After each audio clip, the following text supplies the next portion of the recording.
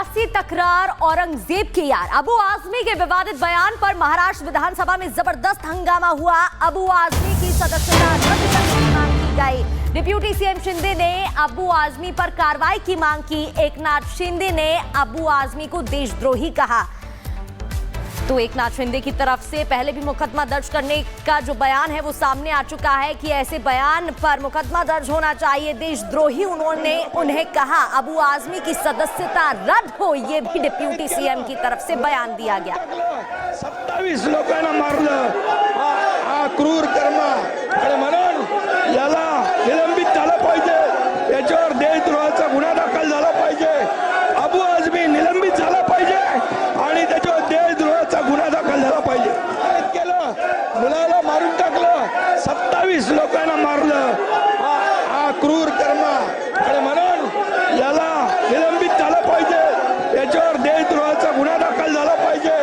अबू आजमी निलंबित झाला पाहिजे आणि त्याच्यावर देशद्रोहाचा गुन्हा दाखल झाला पाहिजे।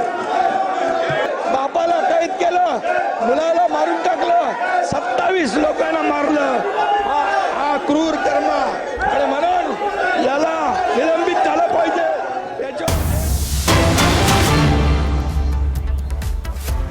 महाराष्ट्र से औरंगजेब की कब्र उखाड़ने की मांग की जा रही है। बड़ी खबर है, औरंगजेब की कब्र उखाड़ फेंकी जाए। रवि राणा की तरफ से कहा गया औरंगजेब की कोई निशानी नहीं रहनी चाहिए। निर्दलीय विधायक की तरफ से ये बयान। रवि राणा ने कहा औरंगजेब की कब्र उखाड़ फेंकी जाए। जिस तरीके से अब गुस्सा बढ़ता जा रहा है उसकी तस्वीरें भी आप देख रहे हैं, क्योंकि महाराष्ट्र विधानसभा परिसर में भी नाराजगी देखी गई।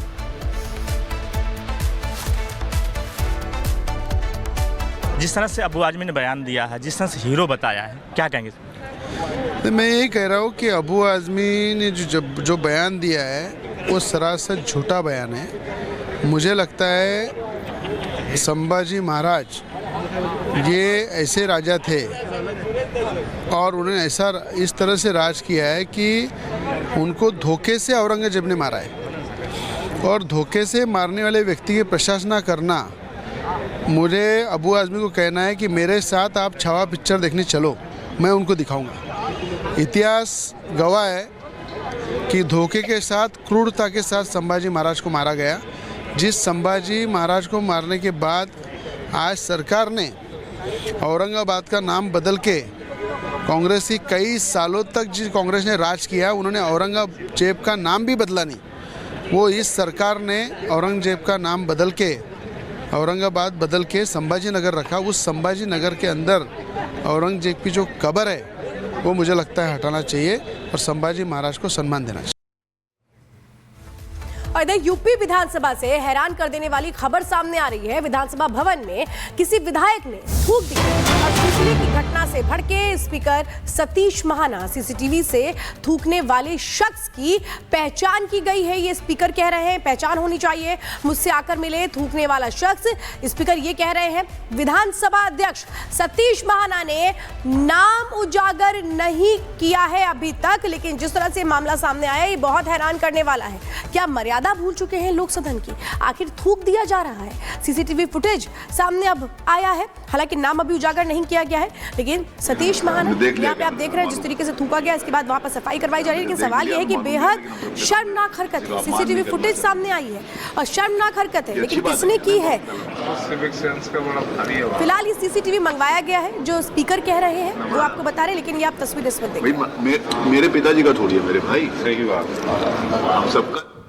कहा ने फारसी में एक शेर लिखा था, ए पिसर तू अजम मुसलमानी, ए पितरे जिंदा आब तरसानी। अर्थात तू अजम मुसलमान है जो जिंदा बाप को पानी के लिए तरसा रहा है। आफरीन बाप हिंदुआन सदबार, ए देहिंदे पिदरा मुर्दवान दायम आग। अर्थात तू जिंदा बाप को पानी के लिए तरसा रहा। तुझसे अच्छे तो ये काफिर हिंदू हैं जो पितृ पक्ष में अपने मरे हुए पूर्वजों को भी पानी देते हैं। जिसके बाप ने उसके लिए लिखा, जिसके भाइयों के साथ ये हुआ, जिसने अपनी प्रजा के साथ ये किया, जिसने देश के साथ ये किया, अगर इसके बाद भी कोई इन लोगों को महिमा मंडन करना चाहता है, जिसने सिख गुरुओं के ऊपर क्या क्या अत्याचार नहीं किए, उन मुगलों का महिमा मंडन, जिन्होंने राणा प्रताप, महाराणा प्रताप के साथ साथ राजा सूरजमल जाट के साथ क्या क्या नहीं किया, उसका महिमा मंडन यदि 21वीं सदी में कोई करना चाहता है और उसे लगता है कि चंद कट्टरपंथी वोटों की सियासत का बाजार उससे गर्म हो जाएगा, तो मुझे लगता है कि उसके वोट बैंक का या दीवानापन, सनकीपन नहीं बल्कि पागलपन की तरफ जा रहा है।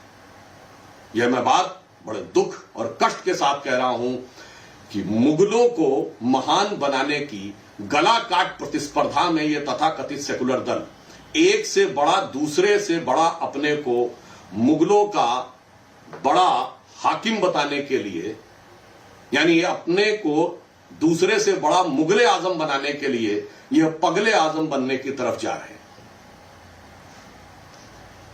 इस बात बिल्कुल साफ है कि कांग्रेस पार्टी आज के समय में, मैं उनसे एक सवाल और पूछना चाहता हूं, आज के भारत का रिलेवेंस क्या है? समाजवादी पार्टी और कांग्रेस से मैं पूछना चाहता हूं कि वह औरंगजेब जिसकी वंश परंपरा बाबर से शुरू होती है, जिसकी मां मंगोल और बाप उज्बेक था, आज की डेट में भारत से उसका क्या संबंध है और क्यों नफरत के बीज आप यहां बोना चाह रहे हैं? और इससे साफ हो गया कि कांग्रेस पार्टी और इंडी गठबंधन के लोग, जिन्होंने वैश्विक स्तर पर डिसमेंटलिंग ग्लोबल हिंदुत्व और भारत में इरेडिकेशन ऑफ सनातन धर्म और हिंदू धर्म को HIV, कोरोना वायरस जैसे शब्द कहे जो शायद औरंगजेब ने भी अपने जमाने में नहीं कहे होंगे, उससे बड़ा अपने को हिंदू विरोधी साबित करने की गला काट प्रतिस्पर्धा में लगे हैं। कर्नाटक की कांग्रेस सरकार को लेकर एक बहुत चिंताजनक और शर्मनाक परिस्थिति सामने आई है, जब कर्नाटक राज्य के कॉन्ट्रैक्टर एसोसिएशन की तरफ से यह कहा गया है कि सरकार में इतना भीषण भ्रष्टाचार हो रहा है जो उन्होंने पूर्व में कभी नहीं देखा। मैं कांग्रेस पार्टी से पूछना चाहता हूं कि आप कर्नाटक में आने के बाद अपने वायदों को तो पूरा नहीं कर पाए।